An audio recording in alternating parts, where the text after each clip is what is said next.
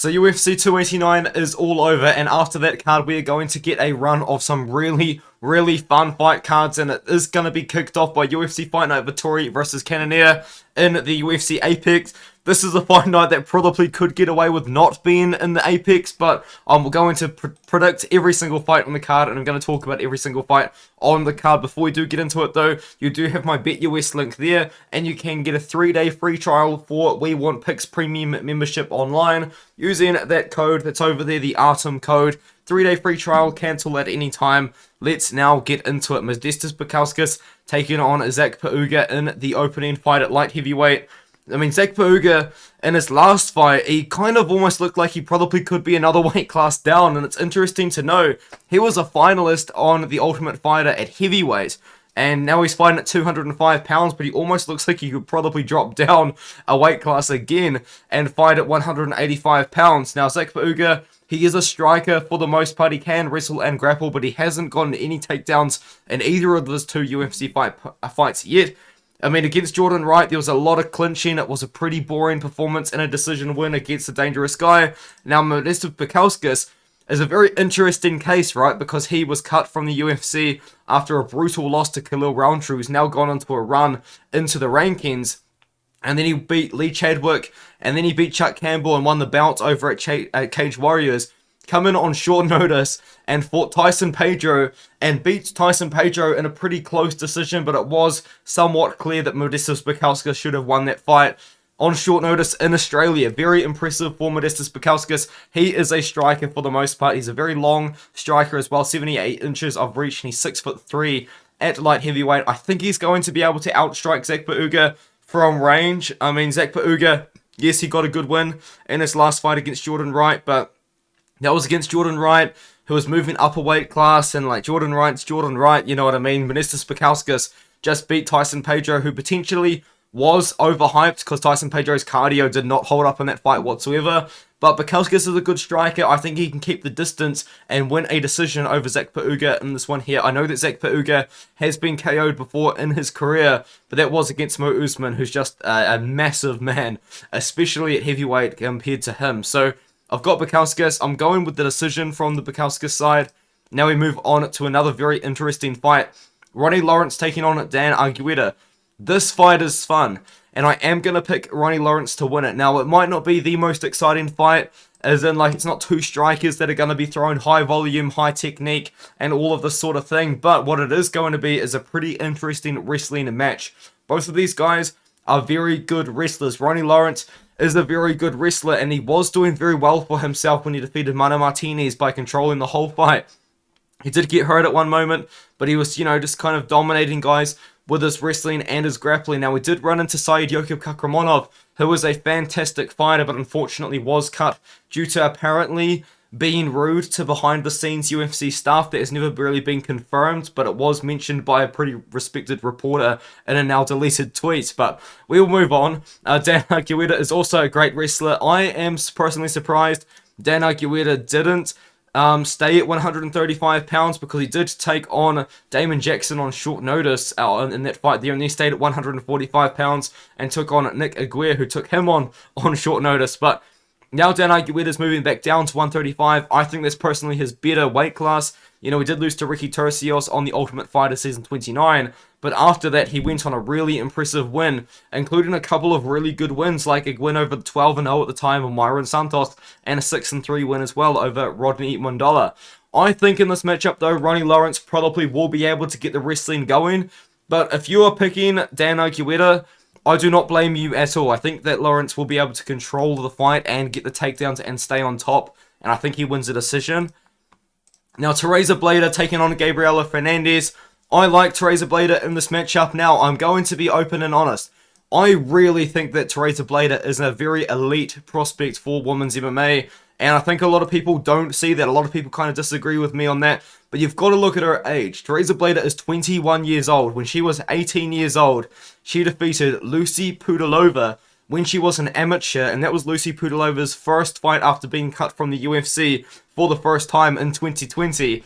She then rattled off a couple of wins as a pro, got a couple of really impressive wins, defeated a 7-0 girl on the Contender Series and didn't get signed, but then she took on Natalia Silva on short notice, and now we know that is not an easy fight to take, especially we know now that it's not an easy fight to take, and I did pick Bleda in that matchup because I believed that Tereza Bleda was going to be able to get the takedowns against Natalia Silva, and she did. She had success in the first round, but after the first round, when she gassed out a little bit and she couldn't get the takedowns from there, it was kind of all Natalia Silva, and she did end up getting knocked out and a pretty viral KO loss to the spinning back kick. But I think she bounces back here. Gabriela Fernandes is a decent fighter. She was the LFA champion, does have good wins on her career, but you've got to look at her fight against Jasmine Desudavicius, which in my opinion is a similar style matchup to this one. Tereza Bleda is a wrestler and a grappler, and she's going to want to take you down, and she's going to want to grapple. Now, Jasmine Desudavicius, wrestling isn't her entire game, but she is a Canadian wrestling national champion, and she was able to take down Gabriela Fernandes 4 times in that fight and control her to a decision win. I think Tereza Bleda can do the same thing. I've got Tereza Bleda to win by decision over Gabriela Fernandes. If she can take down Fernandes and stay safe and get the takedowns and not gas out, this should be a somewhat easy fight for Bleda, which is why she is such a massive favorite.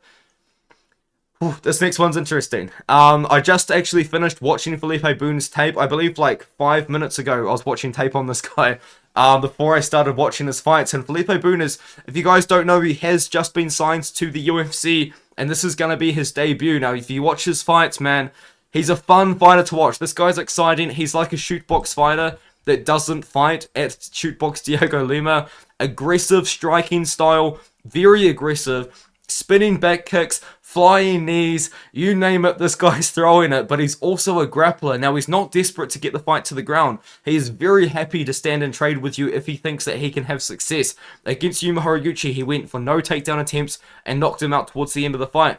Against Wesker Cruz, I would absolutely love to know what the judge was smoking that gave it to Wesker Cruz. I thought Felipe Bunes won every single round. Now, maybe it was the first round that was close. I've got no idea what round you couldn't give Felipe Bunes in that fight. That was a terrible decision. I've got no idea how that ended up happening, but he did get beaten by Jussier Formiga, but Formiga's pretty good, right? And he does have a couple of dodgy decision losses in ACA, which you could argue could go his way, but that's kind of like the main of it, man. He's an aggressive striker that can wrestle and can grapple. Now, Zhalgas Zhumagulov is an interesting case, because in some fights he wrestles and some fights he doesn't. Sometimes he's happy to stand on the feet and trade and strike, and sometimes he will wrestle every now and then, but he's never really going for takedowns over and over and over again.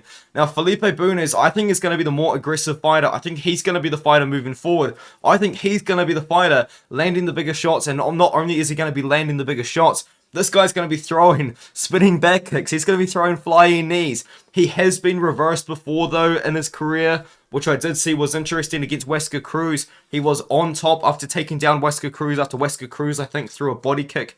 And Felipe Bunes was able to duck under and get the takedown. He was on top, and he went to try and move into mount, and Wesker Cruz was able to use that momentum to get on top himself. Now, it was eventually reversed again. Well, it wasn't actually, because Wesker Cruz just stood up. But the point is, Felipe Bunes can wrestle and he can grapple and he can be very offensive. And I am actually going to pick him to upset Zhalgas Zhumagulov. Now, I know that everybody loves Zhalgas Zhumagulov, and I know that this might be a weird pick and people might not like it and stuff like that, but Zhalgas Zhumagulov, although he's having close fights, in fact, a lot of these fights that he's lost should have probably gone his way, he's not going to be as aggressive as Felipe Bunes. And in Felipe Bunes, what he's going to be doing, he's going to be coming forward. He's going to be throwing volume. He's going to be throwing things that are going to score. He doesn't just throw in spinning back kicks and stuff to land, just to throw them. He lands these often, regularly. And he can go for takedowns. He can wrestle and he can grapple. I do think he beats Zhalgas Zhumagulov in this matchup. I do have Felipe Bunes to win. It's going to be an interesting fight, though. I think Zhalgas definitely does have paths to victory in this fight, but hey, I'm going to go with the underdog. I'm going to go with Felipe Bunes. Maybe my pick changes in a couple of days when I do my follow-up video, but I've got the dog for now, man, at flyweight. And I've got another underdog as well. I've got Dennis Bondar to defeat Carlos Hernandez in this matchup. Now, the reason why I've got Dennis Bondar to defeat Carlos Hernandez is I think I think Carlos Hernandez is overrated. I do. I thought Carlos Hernandez lost to Daniel Barrios, and I thought that Carlos Hernandez lost to Victor Altamirano. And then he went out there and fought Alan Nascimento, and Alan Nascimento is an absolute monster at 125 pounds. He is huge for that weight class. He is massive for 125 pounds. Now, Dennis Bondar had probably the worst UFC debut you can possibly have, you know what I mean? He got a takedown on Malcolm Gordon, but Malcolm Gordon got a takedown back, and he was kind of like posed up against the fence, and his arm literally snapped. It was a absolute nightmare situation for Dennis Bondar. But before that, man, this guy's a savage. This guy's getting finishes. He's 16-4, 16 wins by finish and by submission as well. I think Dennis Bondar can take down Carlos Hernandez, and I think he can out-grapple Carlos Hernandez. I just don't rate Hernandez that highly, you know what I mean? And maybe I am holding on to a little bit of a grudge because I did pick Victor Altamirano to beat Carlos Hernandez, and I did pick Daniel Barrios to beat him, but you kind of got to see where I'm coming from, man. Daniel Barrios is the more dangerous fighter in this matchup. He's going to be aggressive with the submission attempts. He's going to be aggressive on the feet. This guy's fun to watch. It's just a shame that what happened to him in his debut, but I think Dennis Bondar is going to be ready. He's going to be prepared. I think he's going to be able to finish Carlos Hernandez in this matchup, so give me Dennis Bondar to win this fight. And this next one, again, is also an interesting fight. You've got Kyung taking on Christian Quinonez. And Kyang is once again an interesting case where sometimes he wrestles and sometimes he doesn't. And in a fight which he didn't wrestle at all was against Dinar Bakare, and he actually managed to outstrike Dinar Bakare in that matchup. But if I do recall correctly, Dinar Bakare was coming off a KO loss like only weeks prior to that. But he did get out-grappled and out-wrestled by Rani Yaya, who took him down 3 times and did manage to control him. But in these fights, you know, against other fighters, he is at times going for takedowns and at times going for the striking. And I think in this fight, he probably would be better off going for takedowns against Christian Quinonez. But I think what's going to happen actually, I genuinely believe this will probably be a striking fight. Christian Quinonez, you know, he did knock down and take down at one point Long Zhao, who has kind of been proven to be a pretty decent fighter. He's got a win on Road to UFC very recently. And he just knocked out Khalid Taha in the first round, and what was a pretty exciting fight for as long as it lasted. Didn't last very long. Before that, he was still beating pretty good guys in his career, but he's a good striker. He probably wants to strike for the most part, but he can wrestle if he has to. The fight against Long Zhao was pretty close. You know, there was a knockdown from Christian Quinonez in that fight. There was a takedown from Christian Quinonez in that fight. It was a good fight. It was a fun fight. And he was kind of able to showcase what he can do. And then he just knocked out. he literally just went out there and knocked out Khalid Taha. I personally didn't really just see a first round KO like that coming. But Quinonez, man, I think he's going to beat Kyung. And he's going to be by KO or decision. And I think Quinonez wins by KO or decision in a fight that probably takes place on the feet. Now we've got another flyweight fight. We've got a lot of flyweight fights on this card. And I think this is Alessandro Costa's time, man. I think Alessandro Costa is going to try and prove himself in the UFC against Jimmy Flick. Now, I like Jimmy Flick. I really do. He seems like a nice guy. He's coming out of retirement because he beat Cody Durden and then he retired due to, I think it was kind of more so personal matters than anything. But he come out of retirement 3 months ago and he just had absolutely nothing for Charles Johnson on the feet. Now, Alessandro Costa is a grappler who will probably be more willing to entertain the grappling than Charles Johnson. Charles Johnson's a great wrestler himself, but he probably wanted to strike against Jimmy Flick. And Alessandro Costa can do both. I think Alessandro Costa wins this fight, and I think he wins it by knockout. You've got to consider this. Alessandro Costa coming on short notice, out of nowhere, and took on Amir Albazi and outstruck him in the first round and very likely won the first round against Amir Albazi. Now, after the first round, he had absolutely nothing for Amir Albazi, but that first round was interesting. Costa did show off some really good striking, and if you do look at his career, he's fought some pretty good guys. This is actually why I picked him to beat Andres Luna Martinetti, because he had fought the better level of opponent. He's fought good guys in his career. 8-2, 12-5, 10-2. He beat Andreas Luna Martinetti, who was 12-0. He took on Carlos Gomez, who was 6-4 at the time after his Dana White's Contender Series fight. Knocked him out in 12 seconds. I think he's probably going to come out there against Jimmy Flick. I think he's probably going to knock out Jimmy Flick. Jimmy Flick is a fantastic grappler. That's kind of all he's got. All he's really got is the grappling, his striking. against Charles Johnson, sorry. It looked bad. It really did. It did not look good. And I think Alessandro Costa, on the feet, he's got something for Flick, man. I think he's going to be able to find the KO blow on the grounds. Jimmy Flick, we know that he's a wizard on the ground, but Costa's a good grappler himself. I think the fight takes place on the feet, and I think Costa keeps it on the feet. I think he knocks out Jimmy Flick in this matchup. Now we move on up the card. You've got Raoni Barcelos taking on Miles Jones in a big return fight after Raoni Barcelos got knocked out badly by Umar Nurmagomedov. That was a really bad KO from Umar Nurmagomedov in that matchup, which he did lose. But I thought that Raoni Barcelos was going to test. I thought we were going to see him test Umar Nurmagomedov in that matchup, and that kind of tells you how much I do rate Raoni Barcelos. I think Raoni Barcelos is a fantastic fighter. Has he had some off performances recently? Absolutely he has. Victor Henry was a bit of an eye-opener. That was a very odd fight. Victor Henry come out of nowhere and just landed volume. And we haven't really seen Victor Henry have that same kind of... we haven't seen Victor Henry have that same kind of performance since then. It was a very one-off performance, I guess you could say, against Timo Valiev. He lost to Timo Valiev, who's now on the Ultimate Fighter. Like, what is going on? And he beat Trevin Jones, but he kind of beat Trevin Jones with the wrestling and grappling. Smart move. Miles Jones, he did lose to John Castaneda recently, but he did bounce back with a win over Vince Morales. Vince Morales has since been released from the UFC, but I believe he's fighting over at XMMA, and he's probably going to go on a bit of a win streak and potentially make his way back. That was a good win for Miles Jones. I think in this matchup, though, Raoni Barcelos, he can kind of do it all, right? Raoni Barcelos can strike.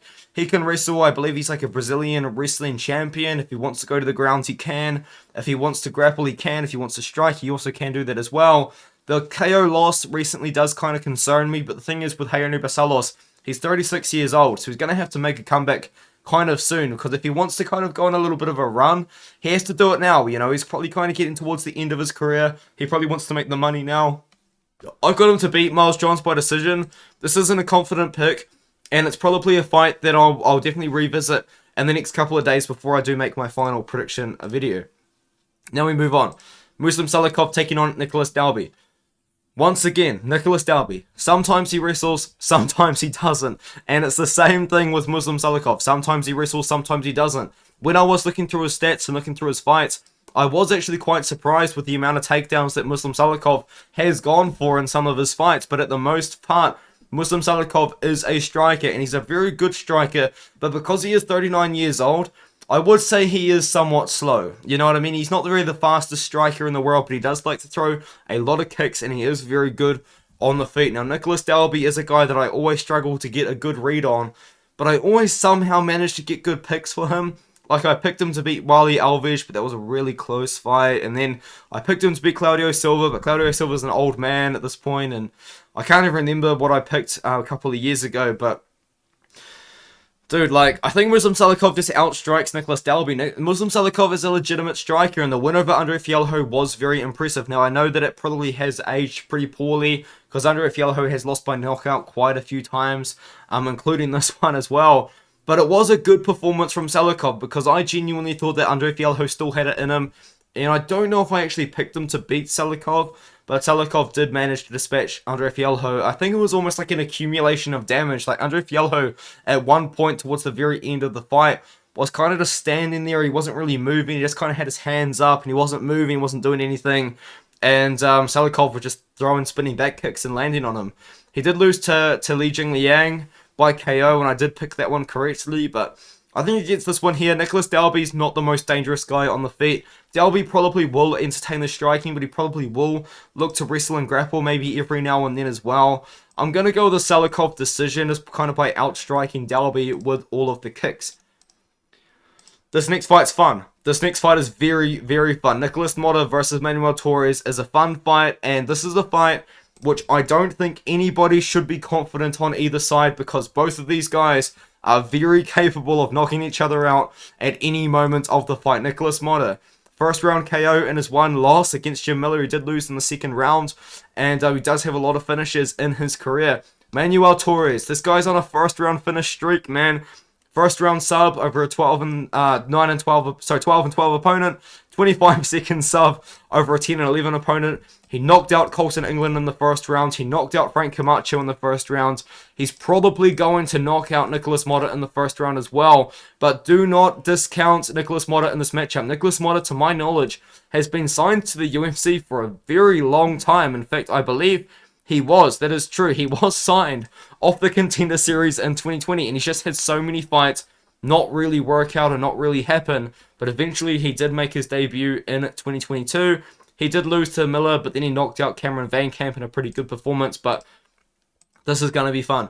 These guys are both going to come to scrap. They're both going to come to strike. And they're both going to come and try and knock each other out. I've got Manuel Torres in this matchup here, but Manuel Torres can be hit. I've seen Manuel Torres hit before. He did lose by submission to a 6-0 opponent at the time, but I have seen him hit in fights before. But I do believe he's going to scrap it out with Nicolas Motta, and I think he's going to be the one that lands the blow first. He is going to be bigger in the cage. He does have a reach advantage. He does have a size advantage, and these guys are going to scrap. These guys are going to throw down on the feet, and it's going to be fun. Someone's getting KO'd. I think it's going to be Motta, but I think this fight is very likely to end in the very first round by KO on either side. It should be a very, very fun fight. And now we move on. Pat Sabatini taking on Lucas Almeida. I am actually going to be going with... I'm going to go with Pat Sabatini, right? This is a low confidence pick again, and this is a pick that maybe could change because I like Lucas Almeida, man. Lucas Almeida is fun to watch. He's scrappy. He just does... He comes to fight, you know what I mean? He fought against Daniel Zhalgas, really poured it on against Daniel Zhalgas, but Zhalgas was able to come back and win the fight by decision based on the last couple of rounds. But Dana White said, this other guy, man, like, if he gets a win, I'm going to sign him. And he was true to his word. Lucas Almeida goes out there and beats a 10-3 opponent over at Jungle Fight in Brazil. And just like that, he signed to the UFC, takes on Mike Trizano, who's a pretty good fighter, and knocks him out in the third round. Now, I know there's a little bit of controversy about the headbutt and all that sort of thing, but you can't really take it away from Lucas Almeida. It was a great win at the time. Pat Sabatini is a grappler, a wrestler and a grappler, but he looked pretty bad in his last fight against Damon Jackson, where Damon Jackson was kind of just able to beat him up on the feet. It was weird, and in fact it was so weird that it gave Damon Jackson the confidence to go out there and fight Dan Ige and just strike with Dan Ige. It was very odd.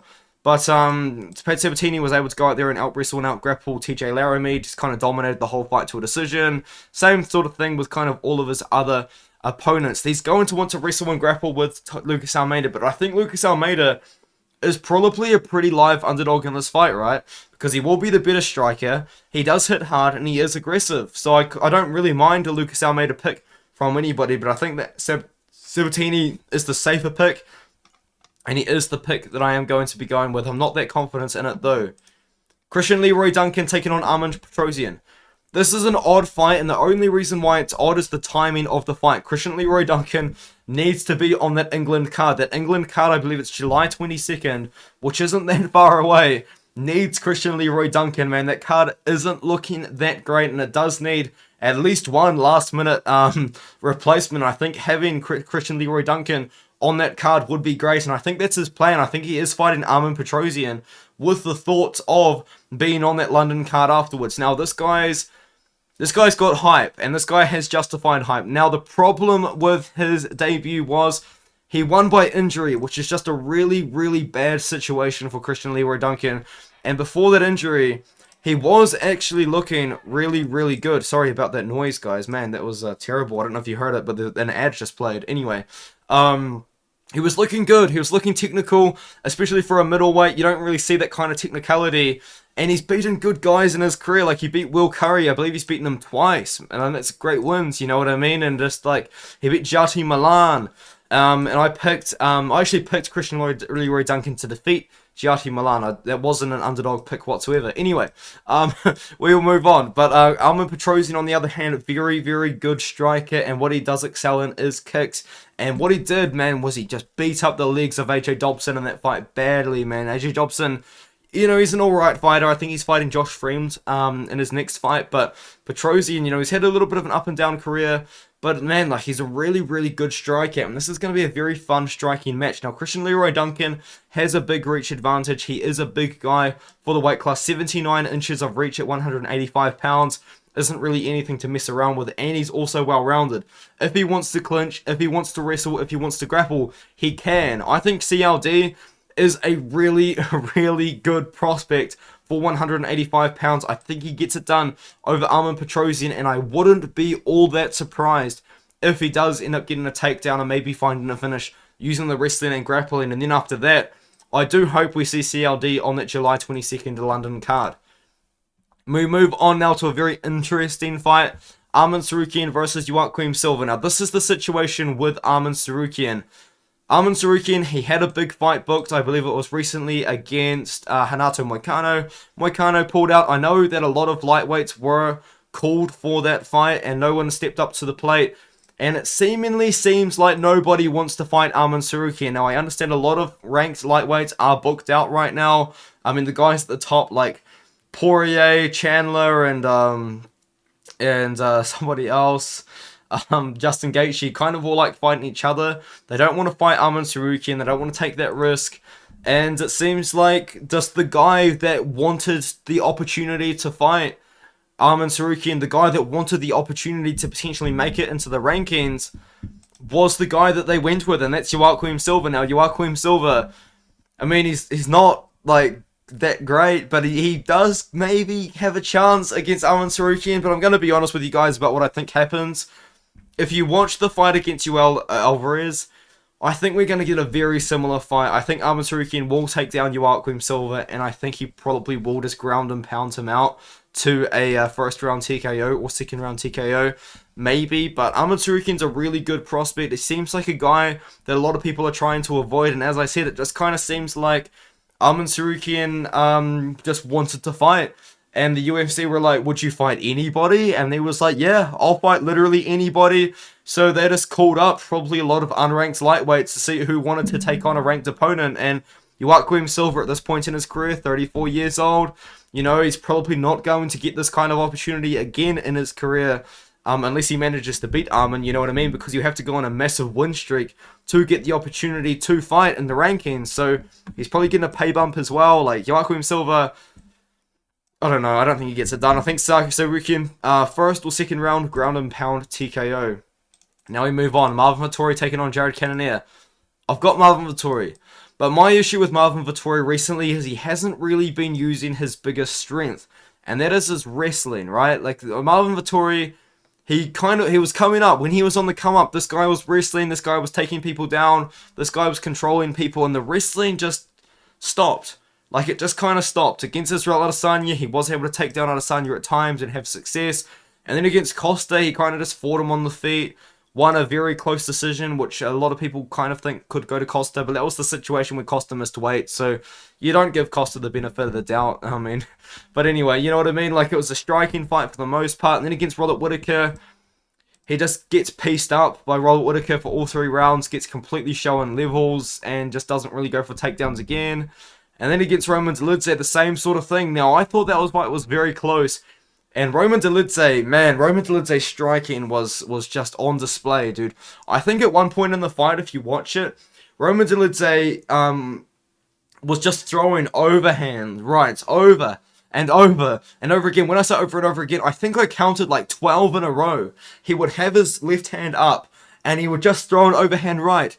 This is the only strike he would throw, and he threw 12 of them or so in a row. Something like that. It was absolutely unbelievable. And that fight was close, man. You can't be having close striking fights with Roman Dolidze, who, although is a powerful guy, isn't that great on the feet? You know what I mean? I actually did pick Dolidze to win that fight. I will be open and honest about that. I think I got him as an underdog, or I picked him as an underdog, but anyway, the point is, I was wrong. It happens. But Jared Cannonier, you know, this guy's a striker. I mean, once again, he can wrestle if he has to, but he doesn't want to. He will want to probably strike in this matchup. He will definitely want to strike in this matchup, but what he's going to want to do is he's going to want to land that KO blow. He's going to want to try and knock out Marvin Vettori, but the problem with Jared Cannonier is he just hasn't really looked all that great when he made the big step up in competition. Now, he fought Adesanya. Adesanya kind of just embarrassed him, you know what I mean? Kind of beat him up. It was really It was a boring fight, and then he fought Sean Strickland, and once again, it wasn't that fun of a fight. Strickland wasn't happy with the decision, but I thought Jared Cannonier won, and I picked Jared Cannonier to win that fight, but I'm picking Vettori here. But man, I want to see Vettori wrestle again. I think this is a good fight to wrestle again because Jared Cannonier does have that KO power. Has he got a KO in a while? No, it was against Derek Brunson in 2022, which is actually very recently, but it's Derek Brunson.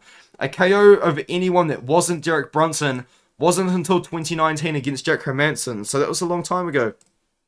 I think what happens in this fight, I think Marvin Vettori needs to wrestle, and I think he will wrestle again. Vettori can play around on the feet because the striking is improving and he is getting better, but a smarter game plan would be to mix up the strikes with the wrestling and win a decision. I think that's what he does. I don't think we get a finish in this fight. I don't think it's probably going to be the best fight in the world, but it should be interesting, and I am going to go with Vettori to win a decision. Now, that's kind of it for the picks. Let me know what you think in the comments. It's a pretty long video, but we've got 14 fights, so it does make sense why it would be half an hour. But let me know what you think in the comments, and I'll see you guys in the next one.